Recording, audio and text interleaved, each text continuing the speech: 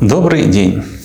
Меня зовут Фадеев Антон Владимирович. Я занимаюсь остеопатией. Помимо лечения пациентов, я преподаю остеопатию в Российском университете дружбы народов, доцент, кандидат медицинских наук. Сегодня мы хотели бы осветить тему такой достаточно частой патологического состояния, как человек кашляет. Да? У всех, конечно, кашель ассоциируется с бронхолегочными заболеваниями. Да? Человек простыл, где-то заразился, где-то вирус, не дай бог ковид, и начинается кашель. Да, это частое явление, и надо его как-то лечить. Но бывает на дворе стоит август, жарко, никаких сквозняков, и все равно человек продолжает кашлять. Причем кашель частый, так называемый, например, схваткообразный, лающий.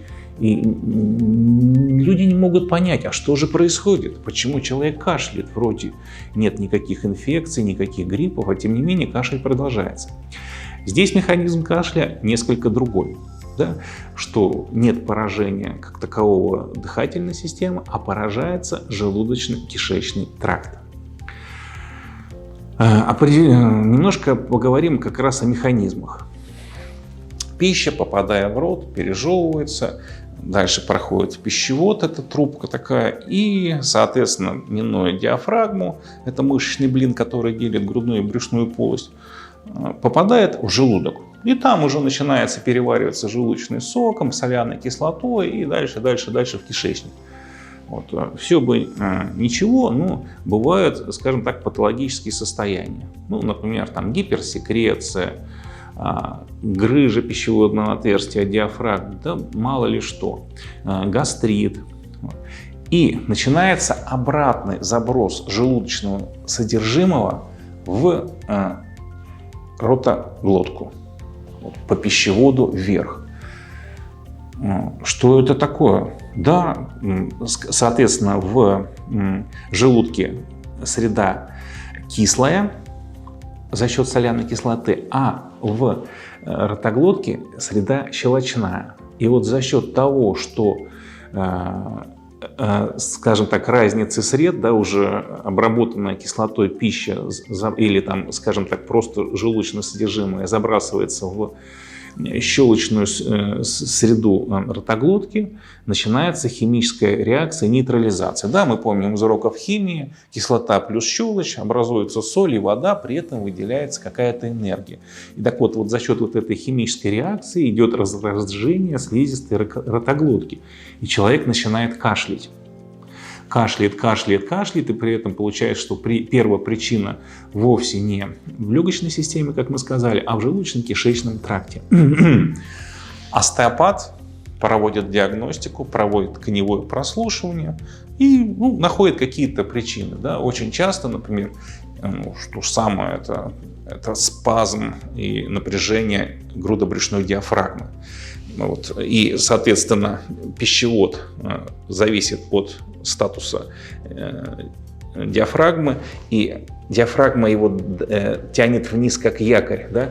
Пищевод натягивается, вокруг пищевода его оплетает блуждающий нерв, это 10-я пара черепно-мозговых нервов, которая, кстати, иннервирует частично желудок.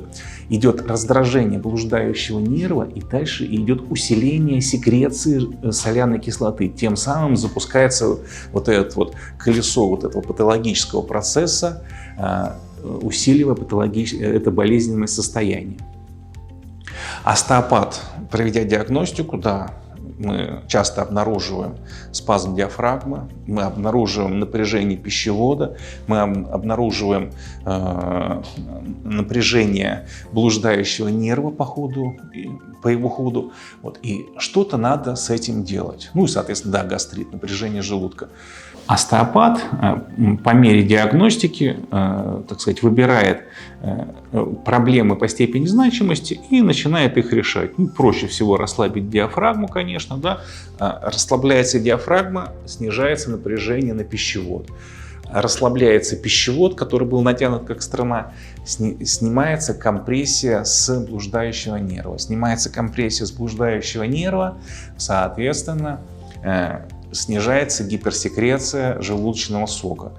Вот, соответственно, меньше желудочного сока, меньше провоцирующих факторов для дуоденогастрального рефлюкса, то есть заброса желудочного содержимого обратно в ротоглотку.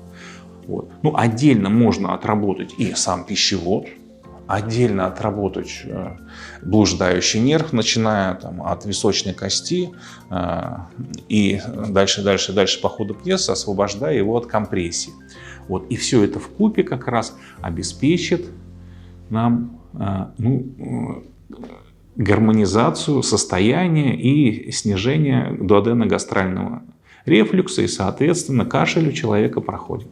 В традиционной медицине лечение дуоденогастрального рефлюкса проходит гастроэнтерологами, если они еще определили, что это дуоденогастральный рефлюкс, потому что очень часто терапевты, не дай бог пульмонологи, начинают безуспешно лечить аллергии, хронический бронхит, неясные этиологии и так далее, залечивая человека какими-то противовоспалительными, не дай бог, антибактериальными препаратами, воздействия на слизистую дыхательных путей. Вот. Ну, даже если мы все определили, есть дуоденогастральный рефлюкс, да, соответственно, гастроэнтерологи подбирают линейку фармакологических препаратов, направленных на снижение секреции желудочного сока, нейтрализации его, да, то есть это начиная там, альмагели, вентеры для создания вот такой слизистой среды в желудке, чтобы не было вторичного всасывания той соляной кислоты, которая, так сказать, избыточно выделяется, и, соответственно, вторичного разъедания слизистой оболочки желудка. Ну, тут линейка фармацевтических препаратов, она самая разная. Это блокаторы протонной помпы, вентры, чего только нету. Да, и все рассчитано, в общем-то, основная задача — это снижение секреции соляной кислоты. Вот. Ну, остеопаты это же самое делают без таблеток, руками. Ну, дальше вопрос только качества специалистов и определения правильной тактики лечения. Спасибо.